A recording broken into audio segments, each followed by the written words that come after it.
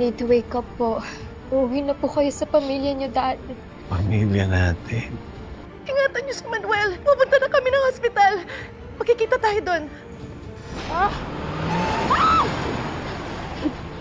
Humarang! Ako kayo, ititipan ako kayo lahat! Jessica, bumaba ka dyan! Jessica, hawakan mo si tatay, ha?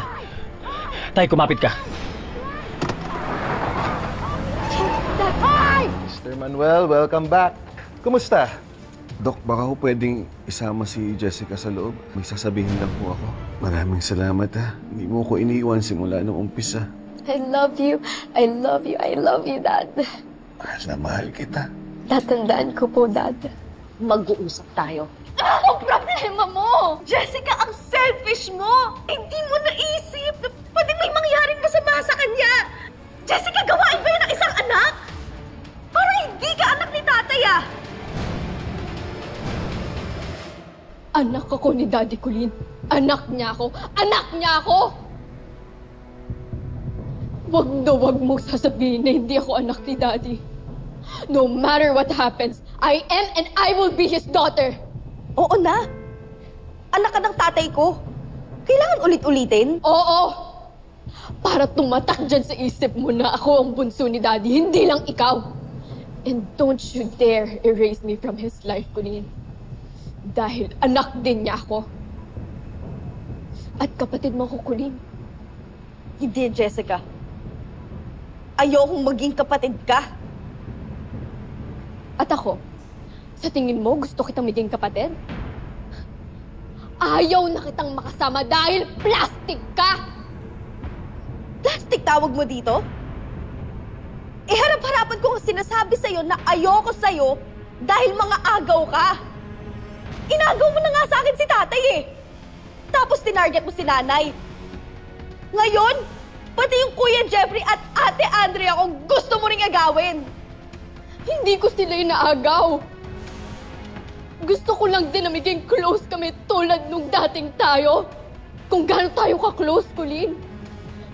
You're just too jealous, Colleen. And insecure ka! Hindi ako insecure sa'yo.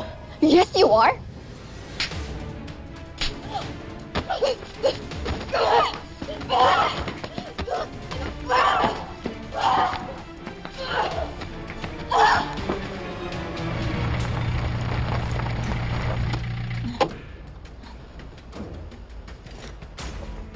Jessica, saan ka humanda ka? Tinraidor mo ko. Alam mo, Jessica, sana hindi na lang kita nakilala. Sana hindi na lang ako pumayag na magkita kayo ni Daddy. Oy, tinumabas din yung totoo. Gusto mo siyang masolo. At gusto mo rin siyang ilayo sa akin. Sana mawala ka na. Para maging masaya na kami ng pamilya ko. Mawala? Colleen, gusto mo akong mawala? Para lang masolo mo si Daddy. Hindi yun yung sinabi ko. No. Yun yung ibig sabihin mo. Gusto mo akong mamatay, Colleen. Gusto mo akong mawala para wala ka ng kahati. That's the cruelest thing anyone has ever said to me, Colleen. At ikaw? Ikaw pa talaga yung magsasabi. Hindi ko in-expect na sarili kong ate ang magsasabi sa akin na dapat na mamatay na lang ako. Hello there, Miss Spellman, Colleen. Jessica, can you please tell Tatay na I'm always thinking of him and I'm always praying for him. Of course. Ate Colleen, Jessica. Tay? Bunso?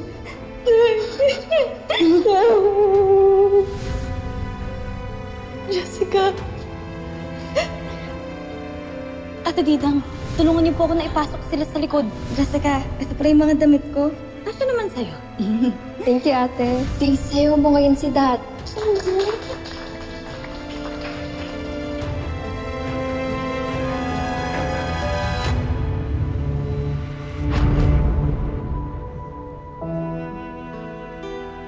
Jessica. Jessica, I'm sorry. Jessica, please, I'm sorry. Hindi yun yung ibig ko sabihin, Jessica, please. I promise, hindi yun yung ibig ko sabihin, Jessica. I'm so sorry, please. Please, Jessica, please. Sa biyahe nga ako, parang okay na si tatay, ang daldal. Si Nino nga, pinapatahimik na eh. Eh, baka kasi na-excite makita tayong lahat. Lumakas siyang bigla kasi nakatakas na siya sa poon ng mga impakta. Please, Jessica. Jessica, please. Jessica, please. Hoy!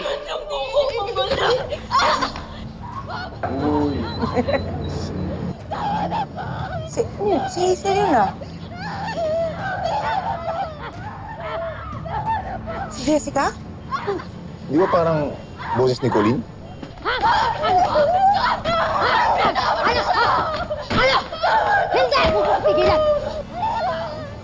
Si Colleen nga. Si Bunso. Bunso! Colleen! Oo nga eh. Sige na muna. Ano kaya nangyayari?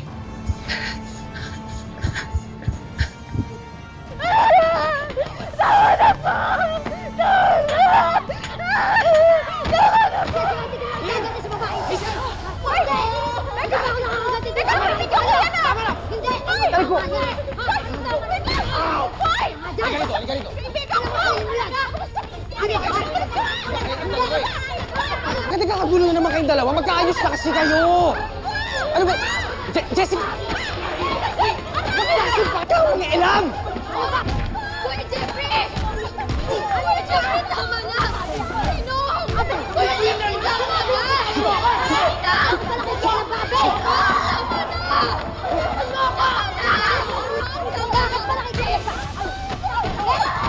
Puro na lang kayong away! Puro na lang kayong gulo! Jessica! Jessica, wait lang! Jessica! Ayoko na! I just want to go home! Jessica, please wait! Just want to go home! Jessica, wait! Jessica, please! Bitawan mo ko, Colleen! Jessica, please, mag-usap tayo! I'm sorry, please!